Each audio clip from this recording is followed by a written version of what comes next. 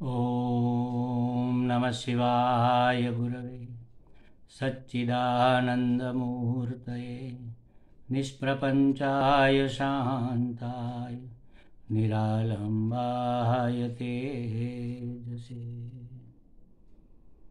हरिओम प्रभु जी। आज के इस अध्यात्म परिषद में आप सबका स्वागत है। आज ध्यान करेंगे, निधि ध्यासन करेंगे, तो सीधे होकर बैठ जाइए, आंखें बंद करके यहाँ से जो बोला जाए उस शब्दों के, उस वाक्यों के अर्थ का अनुसंधान करना है। ओम नमः शिवाय, ओम नमः शिवाय, ओम नमः शिवाय, ओम नमः शिवाय,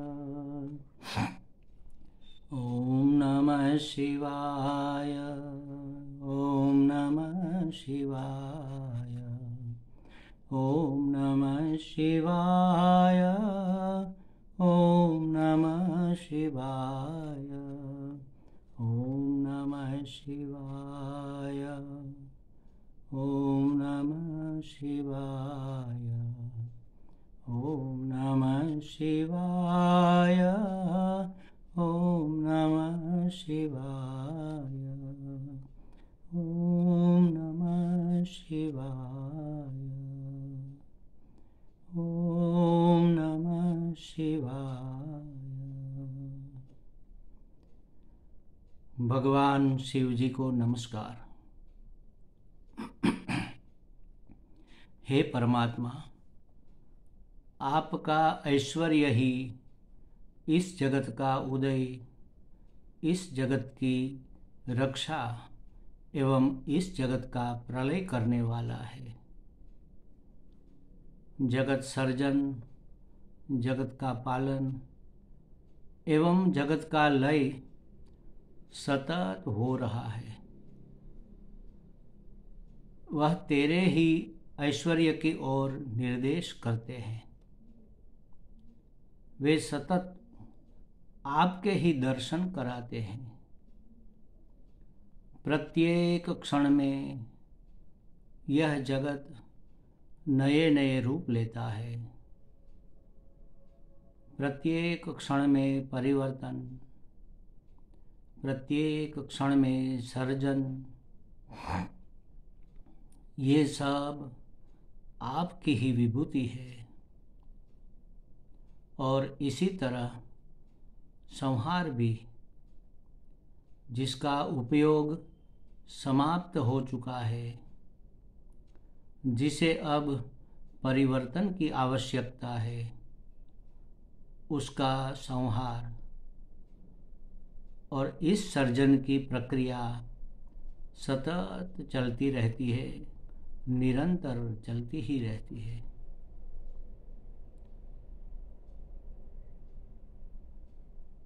जगत का सर्जन, जगत की रक्षा पालन, जगत का उपसंहार सतत चलता रहता है। हे परमात्मा, आपके सिवा ये कौन कर सकता है? क्या वस्तु अपने आप निर्मित हो सकती है? यह जगत अनेक अवयवों का बना है। उन सभी का इस प्रकार से व्यवस्थित जोड़कर रखने के लिए क्या कोई स्वतंत्र तत्व शक्तिमान है? कोई ऐसा तत्व होना ही चाहिए, और वे आप है प्रभु। हे शिव, आप ही अनंत चैतन्य है। आप सर्वज्ञ है, सर्वशक्तिमान है, सर्वव्याप्त है। जिसने प्रत्येक वस्तु को अपने योग्य स्थान पर रखा है, वह आप ही है जिन्होंने प्रत्येक पदार्थ अपने धर्म का पालन कर रहा है। कभी कोई अपने धर्म का अतिक्रमण नहीं कर रहा है, उल्लंघन नहीं करता है। यह दर्शाता है कि जगत का कोई नियंता है और जगत नियंत्रण में भी कोई क्रूरता नहीं है, कोई निष्ठुरता नहीं है।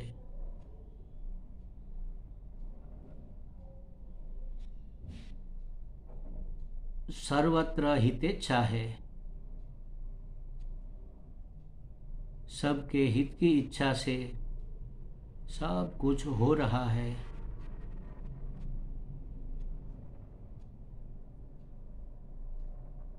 क्योंकि इस जगत का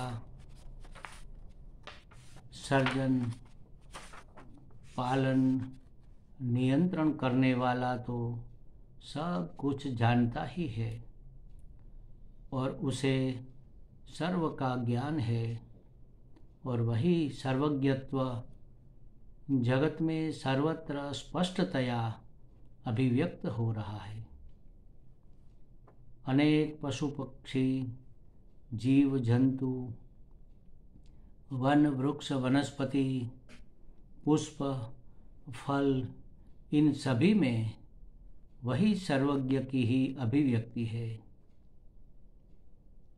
सर्वत्र ज्ञान, सर्वत्र संवादिता, सर्वत्र आनंद, सर्वत्र व्यवस्था, सब जगह मर्यादा, सर्वत्र सुंदरता, सब अपनी अपनी मर्यादा में रहकर अपने अपने कर्तव्यों का पालन कर रहे हैं। जगत का प्रत्येक अंश, जगत का प्रत्येक अवयव, जगत का प्रत्येक पदार्थ अपने अपने योग्य स्थान पर है और अपने अपने धर्म का, अपने अपने कर्तव्य का अचूक पालन कर रहे हैं। उन सभी के पीछे कोई निग्रह नहीं है, सर्वत्र अनुग्रह है। इस समग्र जगत की रचना में हे प्रभु, आपके अनुग्रह की ही अभिव्यक्ति है।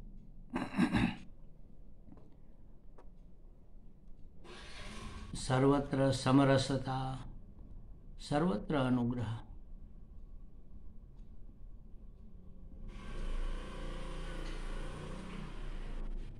परंतु इस जगत में तो चोरी और हिंसा भी प्रतीत होती है, विनाश भी प्रतीत होता है, संहार भी प्रतीत होता है। उसका क्या? तो वह भी ईश्वर के अनुग्रह के ही लक्षण है। संहार के बिना सर्जन संभव नहीं, और इसलिए जो भी अपना योगदान, जो भी अपना उपयोग सिद्ध कर चुके हैं, जिसकी अब आवश्यकता नहीं रही, उसका उपसंहार, जिससे कि प्रत्येक पल में नया नया सर्जन हो सके। यह समग्र जगत शिव जी की, ईश्वर की अभिव्यक्ति है, उनके अनुग्रह की ही अभिव्यक्ति है। ईश्वर और ईश्वर का अनुग्रह दोनों अलग अलग नहीं है। अनुग्रह रूप से ही ईश्वर प्रकट हो रहा है। हे परमात्मा, सर्वत्र तेरा ही अनुग्रह प्रवर्तमान है। और इसलिए वस्तु जैसी है वैसी की वैसी मैं स्वीकार करता हूँ, क्योंकि जो कुछ भी है उसका सर्जन तुम्हारी सर्वज्ञता की ही अभिव्यक्ति है। भूतकाल वर्तमान भविष्य का ज्ञान ईश्वर में रहा हुआ है, अतः सब कुछ जैसा है, जहाँ है, जितना भी है योग्य है। यद्यपि ऐसी अनेक वस्तुएं जगत में है, ऐसी अनेक घटनाएं जगत में घट रही है जिसे मैं समझ नहीं पा रहा हूँ, जहाँ मुझे ईश्वर के अनुग्रह के दर्शन नहीं हो रहे हैं। कभी कभी तो मुझे उसमें क्रूरता, निष्ठुरता, अन्याय, पक्षपात के दर्शन होते हैं। मगर हे प्रभु, मुझे श्रद्धा है, दृढ़ श्रद्धा है कि शायद मेरी नासमझी के कारण, शायद मेरी अपरिपक्वता के कारण मुझे ऐसा प्रतीत हो रहा है। वास्तव में सर्वत्र संवादिता, सर्वत्र सर्वज्ञता, सर्वत्र न्याय, नियम, सर्वत्र अनुग्रह ही है। अतः सर्वत्र तेरी ही अभिव्यक्ति। जब मेरा मन स्वस्थ होता है, जब मन में कोई राग या कोई द्वेष नहीं होता, जब मन में कोई फरियाद नहीं होती, तब मैं इस अनुग्रह के दर्शन कर सकता हूँ।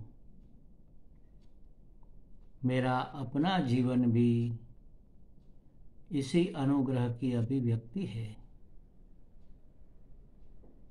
क्योंकि जंतूनाम जन्म दुर्लभम, नर जन्म मिलना, मनुष्य जन्म मिलना महादुर्लभ है। उसमें भी मुमुक्षुत्व जागृत होना, जीवन के कल्याण की तीव्र इच्छा पैदा होना महान अनुग्रह है। इसके ऊपर महापुरुष संश्रय, महात्माओं का संपर्क मिलना, महात्माओं का सानिध्य मिलना, महात्माओं की कृपा मिलना, उससे भी महान अनुग्रह है। और शास्त्र का परिचय होना महान अनुग्रह है जो मुझे प्राप्त हुआ है। वह तो हे प्रभु आपका अनुग्रह ही है, और जो नहीं प्राप्त हुआ वह भी आपका अनुग्रह ही है, क्योंकि ऐसा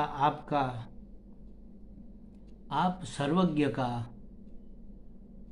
आप करुणा निधान का निश्चय है जो मुझे स्वीकार्य है। आपका निश्चय जो सर्वहितकारी है वही इस जगत रूप से अभिव्यक्त हुआ है। वही आपका निश्चय मेरे जीवन के रूप से भी अभिव्यक्त हुआ है। अतः मैं अपने निश्चय को, अपने आग्रह को, अपने संकल्प को आपके चरणों में समर्पित करता हूँ और आपके निश्चय को स्वीकार करता हूँ। और तब मेरा मन शांत है, तब मन में कोई फरियाद नहीं, कोई दुख नहीं, कोई असंतोष नहीं। अब मेरा मन सभी प्रकार के असंतोषों से मुक्त है। मैं अपने भूतकाल एवं वर्तमान को आपके अनुग्रह की अभिव्यक्ति के रूप में स्वीकार करता हूँ। हे शिव जी, आप मात्र इस जगत रूप में ही अभिव्यक्त नहीं हुए हैं, आप मेरे जीवन रूप से भी अभिव्यक्त हो रहे हैं। ऐसे हे शिव जी, आपको नमस्कार। ओम नमः शिवाय। ओम नमः शिवाय। ओम नमः शिवाय। ओम नमः शिवाय।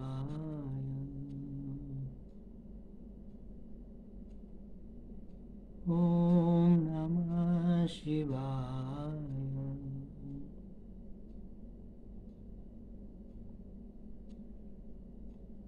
ओम नमः शिवाय। इस नमस्कार में मेरी सभी अपूर्णताओं को, मेरे सभी आग्रहों को, मेरे सभी संकल्पों को मैं समर्पित करता हूँ।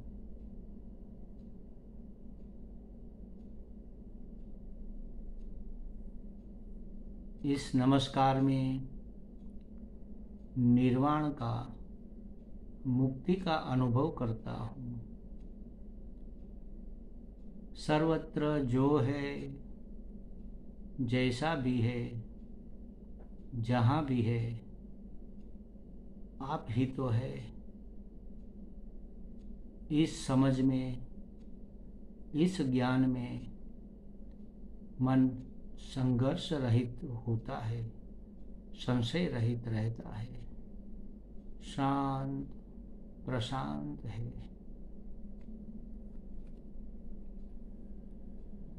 ओम नमः शिवाय। ओम नमः शिवाय। ओम नमः शिवाय। ओम नमः शिवाय।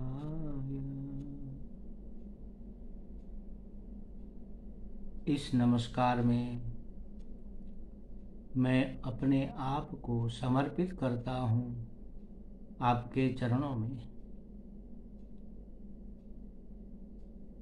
ओम नमः शिवाय। ओम नमः शिवाय। ओम नमः शिवाय। ओम नमः शिवाय। ओम नमः शिवाय। समर्पण होते ही अब कोई संशय रहा नहीं, अब कोई फरियाद रही नहीं, अब कोई अस्वीकार रहा नहीं। ओम नमः शिवाय। ओम नमः शिवाय। ओम नमः शिवाय। ओम नमः शिवाय। ओम नमः शिवाय। नमस्कार यानी समर्पण, और समर्पित होते ही जो जहाँ है, जैसा है, स्वीकार है। इस स्वीकार में अनंत शांति है, इस स्वीकार में अनंत सुख है, इस स्वीकार में अनंत आनंद है। हे आनंद स्वरूप परमात्मा, आपको नमस्कार है।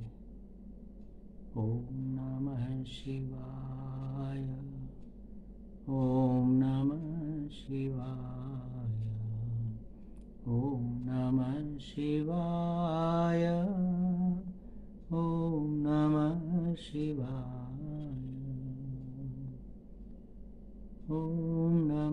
शिवाय।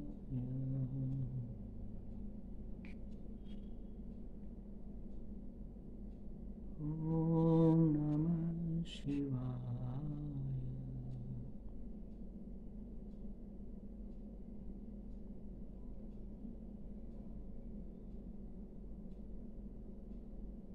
ओम पूर्णमदः पूर्णमिदं पूर्णात् पूर्णमुदच्यते पूर्णस्य पूर्णमादाय पूर्णमेवावशिष्यते।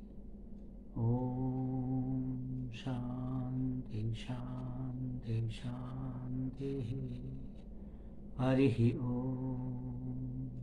श्रीगुरुभ्यो नमः। हरिः ॐ।